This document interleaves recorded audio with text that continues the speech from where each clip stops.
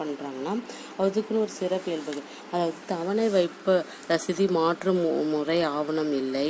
அப்புறம் ரசீதை ஒப்படைத்து செய்தல், அதாவது ஆவண வரி விலக்கு, இறக்கும் முன் நன்கொடையாக அளித்தல், நீதிமன்றத்தின் இணைப்பு உத்தரவு, இதெல்லாம் அதோட சிறப்பியல்பாக இருக்குது. ஃபோர்த் தொடர் வைப்பு கணக்குகள், அதாவது ரெக்யூரிங் டெபாசிட் அக்கௌண்ட், அதாவது கரண்ட் அக்கௌண்ட்டுக்கும் சேவிங்ஸ் அக்கௌண்ட்டுக்கும் இந்த வேறுபட்டு இருக்குது.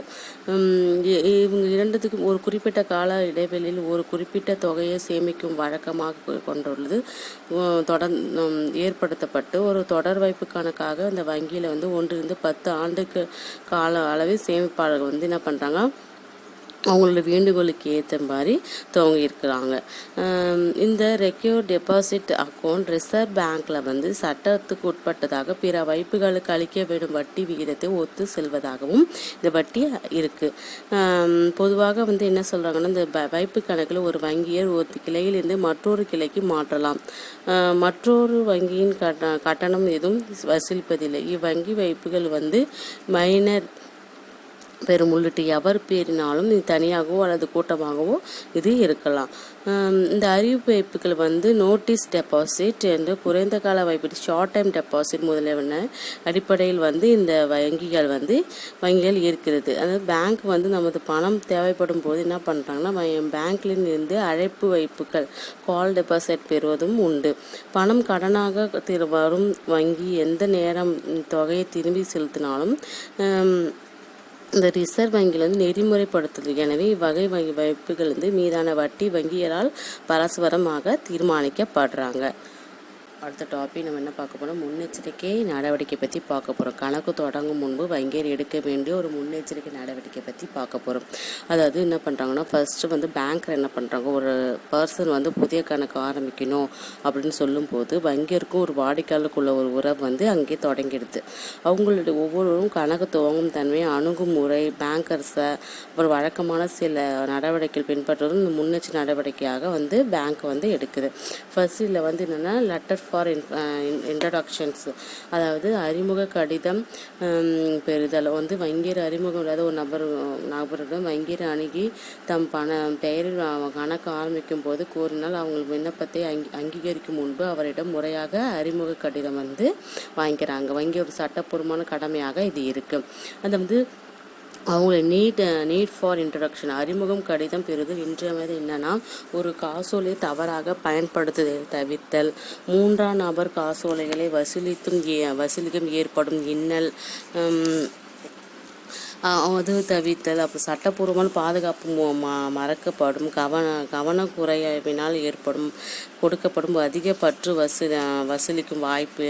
அப்புறம் நெக்ஸ்ட்டு என்னென்னா, செகண்ட் டாபிக் என்னென்னா விண்ணப்ப படிவம் நிறைவு செய்து பெறுதல் அப்படி சொல்லலாம். அப்ளிகேஷன் ஃபார்ம்னு சொல்கிறாங்க இல்லையா, அதை கணக்கு தொடங்க விரும்புகிறவர் தாம் தொடங்க விரும்பும் கணக்குக்காக குறிப்பிட்ட விண்ணப்பத்தை பூர்த்தி செய்யணும். அப்போது அக்கௌண்ட் கணக்குக்கும் ஒவ்வொரு வகையான விண்ணப்ப படிவமும் இருக்குது. ஒவ்வொரு கணக்கும் ஒவ்வொரு விதமான ஒரு விண்ணப்ப படிவம் இருக்குது. விண்ணப்ப படிவத்தில் வங்கியர் விதிக்கும் நெறிமுறைகள் அச்சிடப்பட்டிருக்கும். அதாவது என்னென்ன இருக்குன்னா, விண்ணப்பதார பெயர், அவங்களுடைய ஏஜ், என்ன ஆக்குபேஷன், என்ன தொழில் செய்கிறாங்க, அவங்களுடைய அட்ரஸ், மாதிரி கையொப்பம், அறிமுகம் செய்வர் பெயர், அவரோட கையொப்பம், அது எல்லாமே இந்த வடிவத்தில் இருக்கும். தேர்ட் மாதிரி கையொப்பங்கள் அப்படின்னு சொல்கிறாங்க இல்லையா, அதில் விண்ணப்பத்தார 2 அல்லது 3 மாதிரி கையொப்பங்கள் ஒரு தனி நபரின் தாளில் பெற்று அவர் வங்கியில் அகர வரிசைப்படி என்ன பண்ணுறாங்க சேர்த்துருக்காங்க. 20 பேர் கணக்கு கூட்டாக தொடங்க பெற்றால் இவற்றின் மாதிரி கையொப்பம் பெறப்பட வேண்டும். அடுத்து ஃபோர்த்து வாடிக்கை இல்லாத வேறு நபர் கையொப்பம் இடும் கணக்கு.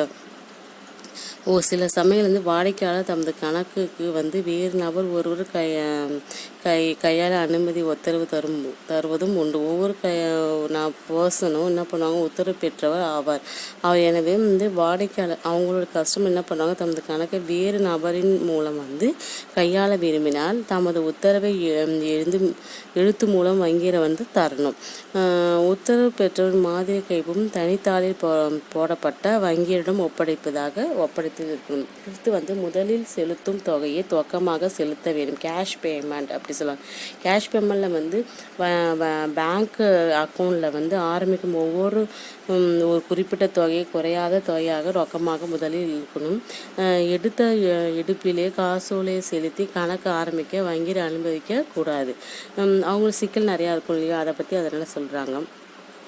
பாஸ்புக்கு ஃபஸ்ட்டு என்ட்ரி ரொக்கமாக செலுத்தப்பட்ட தொகையை வச்சிருப்பாங்க.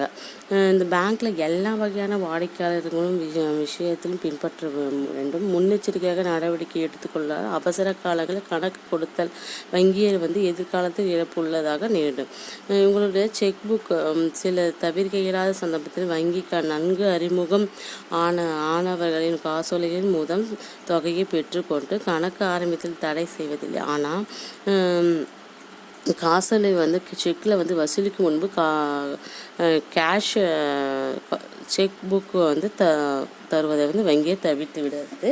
இவங்க வந்து இதனால் என்ன பண்ணுறாங்கன்னா, அவங்க தவிர்க்கிறதால வந்து ஒரு முன்னெச்சரிக்கையாக ஒரு அவசர கணக்கு ஒரு முன்னெச்சரிக்கை நடவடிக்கையாக இங்கே எடுக்கிறாங்க. ஃபஸ்ட்டு வந்து நம்ம பார்க்குறது அடுத்த டாபிக் என்னன்னா, டைப் ஆஃப் கஸ்டமர் பற்றி பார்க்க போகிறோம். அவங்க கஸ்டமர் எப்படி இருக்காங்க, பல வகையான வாடிக்கையாளர்கள் பேங்க்கில் எப்படி இருக்காங்க. ஃபஸ்ட்டு வந்து மைனரை பற்றி. மைனர்னால் என்னென்னா இளவர் அல்லது மைனர் அப்படி சொல்லுவாங்க. அதாவது இந்திய வயது உரிமை சட்டத்தில் இந்தியன் மெஜாரிட்டி ஆக்ட் 33 அவங்களோட பிரிவுப்படி 18 வயது நிறைவு அடையாதவங்க வந்து மைனர் அப்படின்னு சொல்கிறாங்க. 21 வயது நிறைவு பெறும் வரையில் தான் அவங்க வந்து இளையவராக கருதப்படுறாங்க. அவங்க அக்கௌண்ட்டுக்கு பேங்க்கில் வந்து வங்கி இருக்கும் வாடிக்கையாளருக்கும் இடையே உள்ள ஏற்படும் ஒரு ஒப்பந்தமாக ஒரு கான்ட்ராக்டாக இருக்குது. இந்த ஒப்பந்த சட்டப்படி கான்ட்ராக்ட் ஆக்டில் வந்து ஒப்பந்தம் செய்யும் தகுதி பெற்று இருப்பதாகவும் ஒரு இந்திய ஒப்பந்த சட்டப்படி வயது உரிமை அடைந்தவர்கள் ஒப்பந்தம் செய்ய எந்த தகுதியும் இல்லாதவராகவும் ஆவர். அவங்களுடைய வங்கி வயதுக்குரியதாக, அதாவது ஒரு வயதுக்குரிய உரிமையுடைய ஒரு பெயரில் சில வரையறைகளுக்கு உட்பட்டு கணக்கு தொடங்க அனுமதிக்கப்படுது. அவங்களுடைய நடவடிக்கைகள், அவங்களோட ப்ரொசீஜர் என்ன, முன்னெச்சரிக்கையாக என்ன செய்கிறாங்க அப்படின்னு பார்க்கும்போது, ஃபர்ஸ்ட் வந்து சேமிப்பு கணக்கிலே தொடங்குறாங்க. அடுத்து அதிகப்பற்று அல்லது கடன் தருதல். அதிகமான அவங்களுக்கு பணமும் கடனும் தரத்தில்லை. வயதுக்குரிய உரிமை அடையாத ஒரு வாடிக்கையாளர் பிறந்த தேதி, அப்புறம் வந்து காப்பாளர் அல்லது மைனரை அவங்களுக்குன்னு ஒரு மைனர் கார்டியன் யார் இருப்பாங்க இல்லையா, அவங்க வந்து வயதுக்குரிய ஒரு முகவராக செய்தல். இந்த மைனர் ஆக்டிங் அஸ் த ஏஜெண்ட் அப்படின்னு தான் சொல்கிறாங்க. செகண்ட் வந்து பைத்தியம் பிடித்தவர்கள். அவங்களுக்கும் என்ன சொல்கிறாங்கன்னா, பைத்தியம் பிடிக்கிறதுக்கு முன்னாடி இந்த இந்திய ஒப்பந்த சட்டம் ஒரு பைத்தியம் பிடித்த நிலையில் இருக்கும்போது அவருடைய செய்யப்படும் எந்த ஒப்பந்தமும் வந்து சட்டப்படி ஒப்பந்தமாக என்று, அதாவது முன்னாடி எது செஞ்சிருந்தாலும் அது வந்து ஒப்பந்தம் ஏற்றுக்கப்படும். அதுக்கப்புறம் தான் அது வந்து ஏற்றுக்கப்படாது. ஒரு பைத்தியம் பிடித்த நிலையில் உள்ள எந்த ஒரு தெளிவாக தெரிந்து கொண்டு பிறகு அவர் பெயரால் வங்கியில் கணக்கு தொடங்க இருக்குது. அடுத்தது தேர்டு வந்து மயக்கத்தில் உள்ளவங்கன்னு சொல்லுவாங்க. அவங்களும் அதேமாரி தான். ஒரு மது மயக்கத்தில் உள்ளவங்களுக்கு போய் செய்யப்பட்ட ஒப்பந்தம் வந்து செல்லாது. ஆனால் அவங்க தற்காலிகமான நிலைமையே ஆகும். அவங்க மயக்கம் தெளிஞ்ச பிறகு ஒப்பந்தம் செய்ய தடை எதுவும் இல்லை சொல்கிறாங்க. அவங்களுடைய கணக்கில் அவங்களுடைய பெயரில் கணக்கு துவங்க காசோலை எழுதும்போது அவர் எந்த நிலையில் இருந்தார் என்று வங்கியர் அறியத்துக்கு முடிகிறது.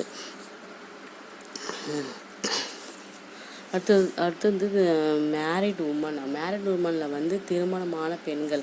இப்போ வந்து திருமணமான பெண்கள் முற்காலத்தில் வந்து அவங்க ஃபஸ்ட்டு வந்து அந்த இது சொத்துரிமையில் உரிமை கிடையாது. ஆனால் இப்போ வந்து திருமணம் ஆன உமனுக்கும் வந்து சொத்துரிமை சட்டத்தில் இருக்குது. இந்திய வாரிசு உரிமை சட்டத்தில் திருமணம் ஆன பெண்களுக்கும் பல உரிமைகளே இருக்குது. இதில் வந்து ஃபர்ஸ்ட்டு வந்து அவங்களோட தற்போதைய நிலை எப்படி இருக்குது அப்படின்னு பார்க்கும்போது, ஒரு மேரிடு உமன் வந்து என்ன பண்ணாங்க, ஒரு பெயரில் சொத்துக்களை வாங்கவும் விற்கவும் உரிமை இருக்குது. மூன்றாவது நபரின் ஒப்பந்தம் செய்து கொள்ளவும் உரிமை இருக்குது. நெக்ஸ்ட் வந்து ஜாயிண்ட் அக்கௌண்ட், கூட்டு கணக்குகள் அப்படி சொல்லுவாங்க இல்லையா. கூட்டு கணக்குலாம் இரண்டு அல்லது ஒருவர் அல்லது இரண்டு அல்லது இரண்டுக்கு மேற்பட்ட நபர்கள் கூட்டாக தொடங்குவது வந்து இந்த ஜாயிண்ட் அக்கௌண்ட் அப்படின்னு சொல்லுவாங்க. அதாவது தந்தை மகன் அல்லது சகோதரன் கணவன் மனைவி அல்லது உறவில்